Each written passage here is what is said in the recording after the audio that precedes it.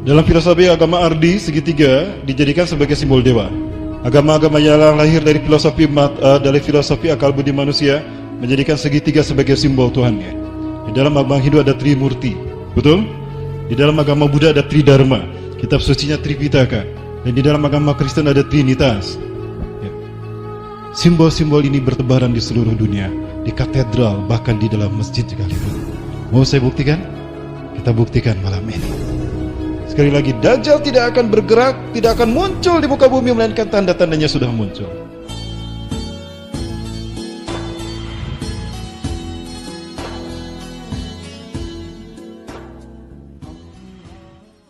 Ini sistem ekonomi. Kita terkena debunya. Karena ketika kita menyimpan uang kita, uang lembar tadi, artinya kita siap juga dengan membayar bunganya per lembar. Dan inilah alat di mana mereka akan menciptakan invasi di dunia. Dengan mudah mereka menaikkan suku bunga, menaikkan kurs mata uang dolar untuk menjatuhkan umat Islam, terutama untuk menguasai dunia. Itu ekonomi, keuangan. Dari segi ideologi juga sama. Ini ideologi Kabbalah. Otomatis inilah mereka mendedikasikan tarian mereka untuk iblis dan Dajjal. Kenapa? Karena dulu para penganut Kabbalah mereka memuja dewa matahari mereka dengan melakukan ritual-ritual seks dan tantra, puja-pujaan dengan membacakan syair dalam keadaan telanjang bahkan. Coba lihat artis-artis Illuminati sekelas. Saya minta kita buka Quran sekarang sama-sama. Kita buka Quran surat Al-A'raf ayat ke-16. Qala fabima aghwaytani la'aqudanna lahum siratakal mustaqim. Qala iblis berkata, fabima aghwaytani, telah karena kau telah menghukum aku tersesat. Harusnya itu terjemahan yang benar. Tapi coba kita lihat dalam terjemahan yang ada saat ini. Ada yang bawa Quran terjemahan? Nah, ini ada yang bawa Quran terjemahan. Iblis menjawab, karena engkau telah menyesatkan aku, pasti aku akan selalu menghalangi mereka dari jalanmu yang lurus. Ada sesuatu yang agak tidak enak kita dengar? Oke, kita ulang, Mas. Iblis menjawab, karena engkau telah menyesatkan aku, pasti aku akan selalu menghalangi mereka dari jalanmu yang lurus. Ada kata-kata yang tidak enak kita dengar? Baik, Mbak, sama tidak? Ingat, pengaruh konspirasi Yahudi dan Dajjal sampai kepada transliterasi Al-Quran. Mudah-mudahan ini dengar oleh pegawai Departemen Agama. Baik, silakan Mbak dibaca terjemahnya. Iblis menjawab, karena engkau telah menyesatkan aku, pasti aku akan selalu menghalangi mereka dari jalanmu yang lurus. Baik, ada yang terjemahnya berbeda. Mbak yang di belakang, coba pegang speakernya dan coba dibacakan terjemahnya. Iblis menjawab, karena engkau telah menghukum aku tersesat, pasti aku akan selalu menghalangi mereka dari jalanmu yang lurus. Nah, ada yang berbeda? Menghukum saya tersesat dan menyesatkan aku. Sama tidak? Tidak. Memang kalimatnya muta'adi. Tadinya lazim, aghwa, ghawa yaghwi, sesat. Aghwa yaghwi, menyesatkan. Memang artinya menyesatkan, tapi dalam hal ini lihat kaidah bahasa Arab, ada ulumul Quran, ada adab-adab dalam menerjemahkan Quran, tidak sembarangan. Maka lihat konteks ayatnya, kemudian dari segi bahasa, dari segi tafsirnya, ada 4 metodologi yang harus ditempuh dalam menerjemahkan Quran, setidaknya 4. Ayat dengan ayat, ayat dengan hadis, hadis dengan ayat, dan hadis dengan hadis, untuk mendukung tema yang dimaksudkan. Ini yang kita lakukan pelan-pelan. Nah, kalimat fabima aghwaytani, karena kau telah menghukum saya tersesat, itu terjemahan yang menurut saya benar. Ada yang mengatakan karena kau telah menyesatkan aku. Kalau ada image, kalau diterjemahkan karena kau telah menyesatkan aku, seolah-olah iblis ini tersesat karena ada yang menyesatkan, betul? Pertanyaannya, siapa yang menyesatkan? Ini percakapan antara Ajazil dengan Allah.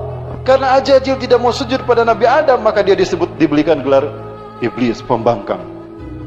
Iblis berkata kepada Allah, qala fabima aghwaytani, karena kau telah menyesatkan aku. Berarti iblis tersesat karena Allah yang menyesatkan, betul? Ini yang diinginkan oleh orang yang Yahudi Zionis. Mereka tidak terima Ajazil disebut iblis pembangkang. Dia korban ketidakadilan Tuhan. Harusnya dia yang Allah pilih menjadi khalifah di muka bumi, bukan Adam. Maka iblis marah sama Allah. Yahudi tidak mau menyebut Ajazil dengan iblis, maka dia memberi gelar terhormat bagi Ajazil. Siapa? Lucifer, sang pencerah. Pernah mendengar kata Lucifer? Itu gelar yang diberikan Zionis Yahudi kepada iblis, kepada Azazil. Azazil nama dari Allah. Allah menamakan dia karena dia dimuliakan Allah, tinggal bersama makhluk yang tidak punya dosa, malaikat. Azza, Ya'izzu, Izzan, mulia. Il karena Allah. Jadi yang dimuliakan Allah itu nama Azazil.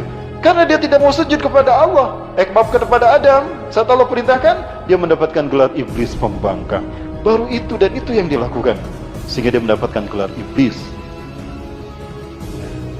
Saat itu hanya tidak mau sujud pada Nabi Adam disebut iblis. Lah kita berapa banyak dosa yang kita lakukan? Masih ada kata yang menarik terkait dengan ayat tadi. Ujung ayatnya gimana? Qala fabima aghwaytani la aqudanna lahum siratakal mustaqim. Baik, masih pegang Quran. Apa arti siratal mustaqim? Apa arti siratal mustaqim? Jalan yang lurus. Itu dari segi bahasa. Arti makna yang sesungguhnya apa? Kita buka Quran surat Ali Imran ayat 51. Bismillahirrahmanirrahim. Innallaha rabbi wa rabbukum fa'buduh. Hadza siratun mustaqim. Sesungguhnya Allah itu Tuhanku dan Tuhanmu. Karena itu sembahlah Dia, inilah jalan yang lurus. Baik. Sudah terbaca apa arti siratal mustaqim? Inilah siratal mustaqim, jalan yang lurus itu. Jadi apa arti siratal mustaqim? Menjadikan Allah sebagai satu-satunya Tuhan yang disembah. Betul? Dan itu tauhid, dan itu inti ajaran para nabi dan rasul. Lalu apa arti yang disampaikan, maksud yang disampaikan oleh Azazil tadi di dalam surat Al-A'raf ayat ke-16? Karena engkau telah menghukum aku tersesat. Nah, mulai hari ini gunakan terjemahannya gitu ya. Karena engkau telah menghukum aku tersesat, perbuatanku tidak mau sujud kepada Adam, kau hukum sebagai kesesatanku, aku terima. La aqudanna lahum siratakal mustaqim. Aku akan menghalang-halangi mereka dari jalanmu yang lurus. Aku akan menjadikan ada sosok lain yang disembah selain engkau. Ada sosok lain yang disembah selain engkau. Pertanyaannya, siapa? Siapakah dia? Baik, kita lihat dalam fakta sejarah. Iwafillah, Rasulullah SAW menyebutkan, La taqumus sa'atu, kiamat tidak akan terjadi hatta ya'budun nas, sehingga manusia menyembah ma ya'buduha aba'uhum, sehingga manusia menyembah apa yang disembah oleh nenek moyang mereka. Jika manusia hari ini kembali menyembah apa yang disembah nenek moyang mereka, pastikan kiamat akan terjadi. Pertanyaannya, apa yang disembah oleh orang-orang zaman sekarang yang kemudian yang dulu disembah oleh nenek moyang mereka?